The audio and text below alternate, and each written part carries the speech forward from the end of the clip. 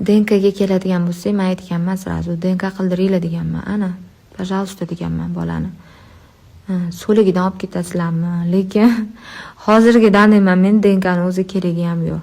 O'g'lim otasini o'zi, ko'zi ham, qiluvlari ham, chap qo'lligi ham otasini o'zi. Misolda agar DNK qildiramiz deyishsa, bemalol qildirishsa, men u narsadan qo'rqmayman. Ham bor endi otasi boqsin. Men u alimentiga $500 yozganman.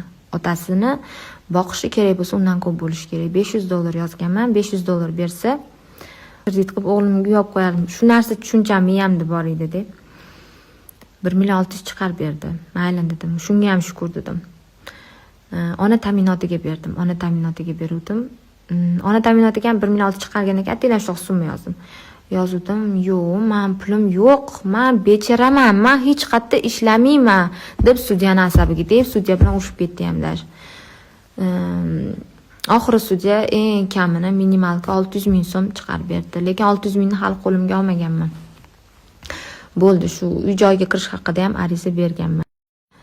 Mani bolamni 1,600,000 bilan как бы chetga surib qo'yishmoqchi-da. Mayli 1,600,000